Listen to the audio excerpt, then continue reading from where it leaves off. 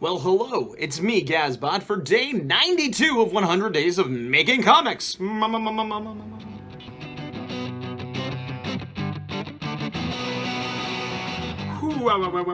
Yes, we're back once again, and I have been working, as usual, on my independent kaiju comic, The Horror A4.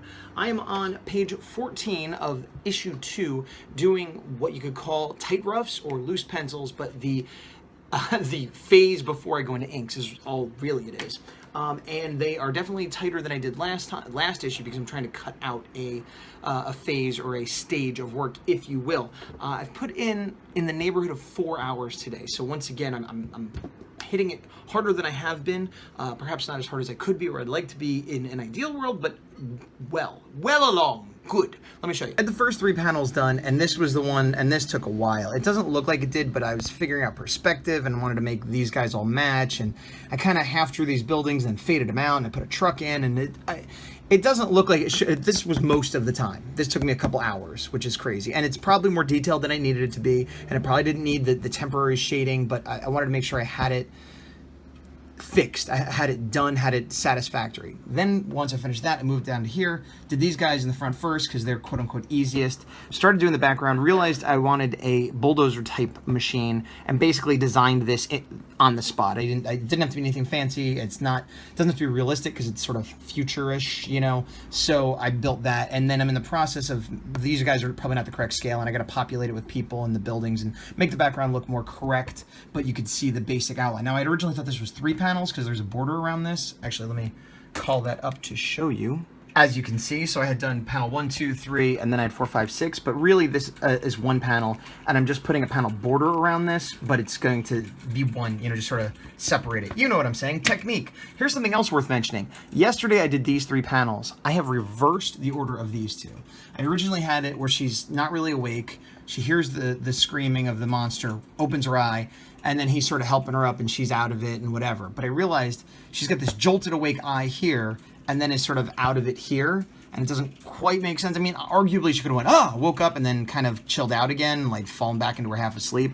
But that might have needed another panel, and it's, you know, it's just a little unclear. So I thought it worked better if I had him picking her up. She's like, what's going on? And then she hears that, and then she really wakes up. And then here.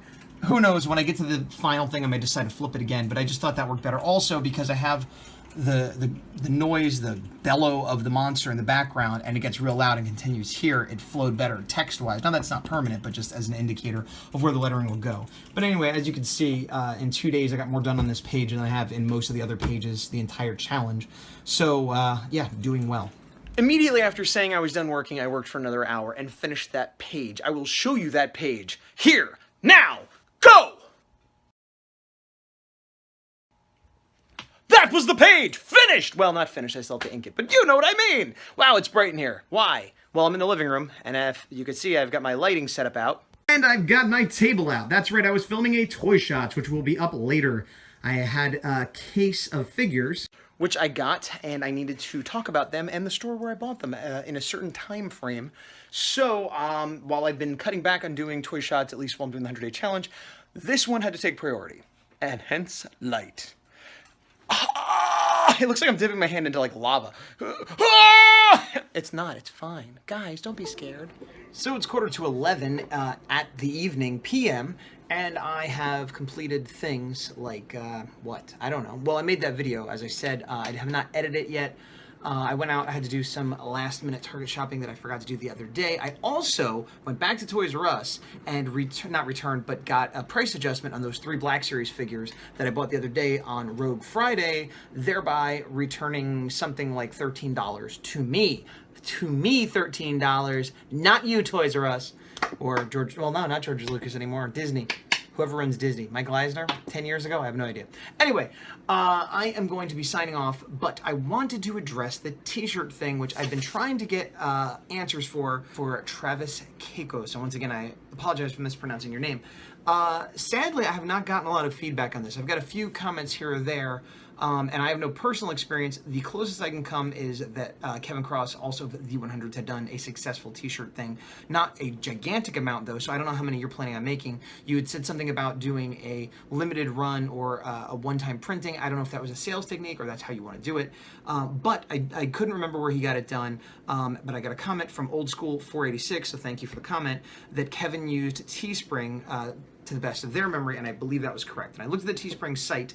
Now, I didn't do a lot of cross-research. It might be a better place to go. You might be better off going with a threadless store. I don't know.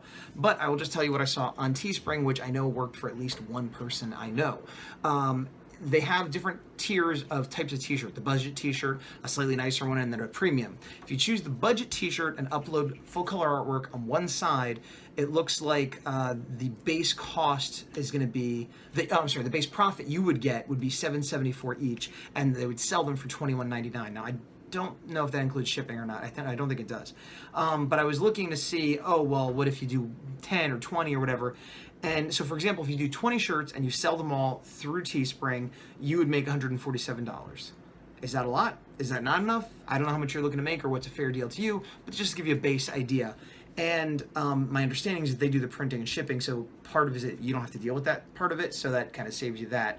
As someone who's had to ship out for Kickstarters, that is a fair amount of work, getting the packaging it, getting the postage, making sure everything is in it and addressed to the correct person, et cetera, et cetera, et cetera. So it's up to you if you want to spend your time or your money. The other thing that I did find on was if you got one shirt, and again, this is how it looked to me, double check for yourself, but it looked like if you got one shirt, you got $7.74 and they charged $21.99. So I was like, well, what if you get 10? What if you get 100? What if you get 400?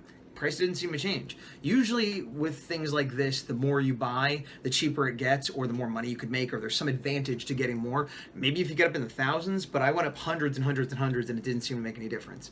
The other thing about this particular site is that it's not like Kickstarter, but it is in that there's time limits in place. So you say, I want to get 20 shirts, I want to sell 20 shirts, you make a campaign for 7 days or whatever, and then that does put the incentive in the time limit of you get this many shirts made, ordered, and then they get made. Now, I remember when Kevin did it, he was saying that if you didn't get the 10 shirts ordered, or if you didn't get the 15 shirts ordered, then they wouldn't get made, because it wouldn't work out. But again, maybe they've changed something, or I had a different setting on, but the way I looked at it, it said you could put whatever number you want. You could put 100 as like the maximum you will sell, so if you want to set a limit, you can. But it said they'll still print it no matter how many orders you get, as long as it's profitable. And it looked like one was profitable. Now, maybe there's some fine print that I wasn't reading. The bottom line is, do your own research, but Teespring might be a good place to start. And unfortunately, that's the beginning and the end of the advice I can give you on that, with the exception that I still don't think raffles work very well, unless you're famous. But you can check with Peter Palmiotti, because he's trying it again, and maybe he'll have more success, and I will be wrong, which has happened before. But it isn't happening today, because today, I know what day it is. And the day it is day 92. And if today is day 92, well, then you know what that means. Well, yes, that's Snick. What the? Yeah, it's me, Wolverine. We got 9 days left. Snicked. Why are you saying snicked? Snickety snick, Nickelodeon. You're not like the Wolverine I remember. Snicked!